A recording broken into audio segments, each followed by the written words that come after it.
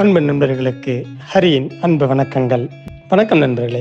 இன்னைக்கு நம்ம பார்க்க போகிறது பார்த்தீங்கன்னா, குறுவை பயிரை நெல் பயிரை எவ்வாறு சிறப்பாக கொண்டு வரலாம் அப்படின்றத பற்றி தான் நம்ம இப்போ பார்க்க போகிறோம். குறுவையில் பார்த்தீங்கன்னா மேஜராக இப்போ நம்ம வெயில் ரொம்ப ஜாஸ்தி இருக்குது. உதாரணத்துக்கு நாற்று விடுறோம். நாற்று விட்ட பின்னாடி பார்த்தீங்கன்னா வெயில் ஜாஸ்தியாக இருக்கிறதால அப்படியே தண்ணி நுரைச்சிக்கிட்டு நிற்கும். அதுவும் முக்கியமாக கலர் நிலங்களில் ரொம்ப ஜாஸ்தி நுரைச்சிக்கிட்டு நிற்கும்.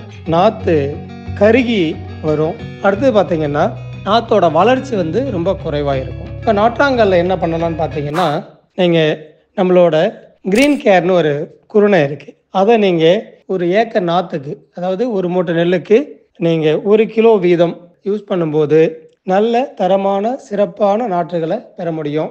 அடுத்து பார்த்தீங்கன்னா நாற்றாங்கல் விடுறது நல்லா பரவலாக விடணும்.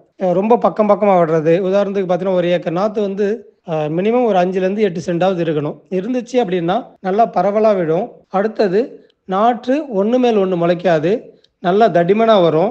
நாற்று நீங்கள் வைக்கிறது பார்த்தீங்கன்னா 2 நாற்று வச்சா போதும் அப்படின்ற சூழ்நிலை வரும். அடுத்தது முக்கியமாக 19லேருந்து 25 நாளுக்குள்ளே எடுத்து நட்டுட்டிங்கன்னா ரொம்ப நல்லா இருக்கும். அதுக்கு நீங்கள் பரவலாக நாற்று விட்டால் மட்டும்தான் இந்த 19வது நாள் எடுத்து நடக்கூடிய வாய்ப்பு அங்கே இருக்கும் நண்பர்களே. அடுத்தது பார்த்தீங்கன்னா நடவு போடுறீங்க. நடவு போட்ட பின்னாடி அதே மாதிரி தான் நல்லா பயங்கர வெயில் இருக்கிறதால அப்படியே நுரைச்சிக்கிட்டு இருக்கும். நிறைய பயிர் கரையும், அதாவது பயிர்கள் இறக்கும், வேர் பிடிக்கிறது ரொம்ப குதிரை கொம்பாக இருக்கும். அப்போ அந்த மாதிரியான சூழ்நிலை நம்ம என்ன பண்ணலாம் அப்படின்னு பார்த்தீங்கன்னா, நட்ட ஒரு வாரத்துலேருந்து 15வது நாளுக்குள்ள நம்மளோட ஃபைட்டோசில் ஏக்கருக்கு 1 மூட்டையும், ஹியூமேக் 1 கிலோவும் கூட வேம் ரூட் நம்மளோடது 100 கிராமும் கலந்து, அதனோட நீங்கள் வேறு எந்த உரங்களையாவது கலக்கிறதா இருந்தாலும் நீங்கள் கலந்துக்கலாம். முடிஞ்ச வரைக்கும் யூரியாவை கலக்காமல் இருந்தீங்கன்னா ரொம்ப நல்லது. ஓகேங்களா?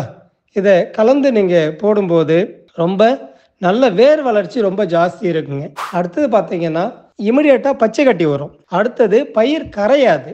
ஓகேங்களா? இந்த வெயிலால் வரக்கூடிய பிரச்சனைகளை தாங்கி வளரக்கூடிய தன்மை பயிருக்கு கிடைக்கும். அடுத்து பார்த்தீங்கன்னா இதை போட்டுட்டீங்க, ரொம்ப அதிகமான ஓலை, அதாவது சேர் அதிகமாக இருக்குது அப்படின்னு நினச்சிங்கன்னா அப்போது நெல் வயலை கொஞ்சம் காய போடலாங்க. சரிங்களா?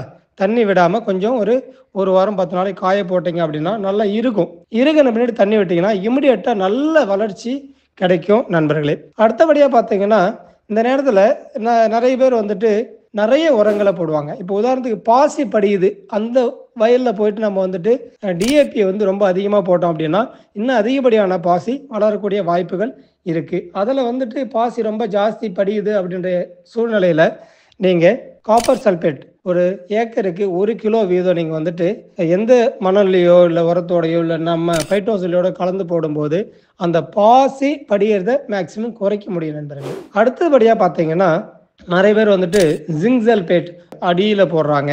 முடிஞ்ச வரைக்கும் ஒரு 7ஆம் நாளுக்கு மேலே நீங்கள் ஜிங்க் சல்பேட் போட்டிங்க அப்படின்னா இன்னும் சிறப்பாக வேலை செய்யும். ஏன்னா நம்ம போடுறது 5 கிலோவோ இல்லை 6 கிலோவோ தான் போட போகிறோம். அப்போது அதை நீங்கள் நடவு நட்டு ஒரு வாரத்துக்கு மேலே போட்டிங்கன்னா வேர் வளர்ச்சி நல்ல தரமானதாக இருக்கும் அப்படின்றதுல எந்த மாற்று கருத்தும் இல்லை நண்பர்களே. அடுத்தபடியாக பார்த்தீங்கன்னா இப்போ குருத்து பூச்சி ஒரு 20-25 நாளுக்கு மேலே குருத்து பூச்சி அதிகமாக வரக்கூடிய வாய்ப்புகள் இருக்குது. அந்த குருத்து பூச்சியை நீங்கள் கண்ட்ரோல் பண்ணணும். இலை சுருட்டு புழு வரதுக்கான வாய்ப்புகள் இருக்குது, அதை நீங்கள் கண்ட்ரோல் பண்ணணும்.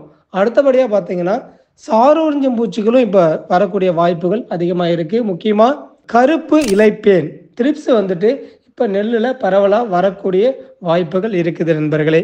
அப்போது இதுக்கெல்லாம் என்ன தீர்வு அப்படின்னு பார்த்தீங்கன்னா, இலை சுருட்டு புழு குருத்து பூச்சி வந்தால் நம்மளோட நானோ கியூ அதை ஒரு 10லேருந்து 15 மில்லி 10 லிட்டர் தண்ணிக்கு கலந்து நீங்கள் ஸ்ப்ரே பண்ணலாம்.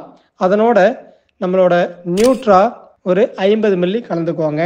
சப்போஸ் உங்களுக்கு சாறு உறிஞ்சும் பூச்சியான அந்த இலைப்பேன் இருந்துச்சு அப்படின்னா ஒரு 10லேருந்து 15 மில்லி கலந்து இதனோட தெளிக்கலாம். இப்படி தெளிக்கும் போது ஒரு நல்ல தரமான நெல் பயிரை நீங்கள் பார்க்க முடியும்.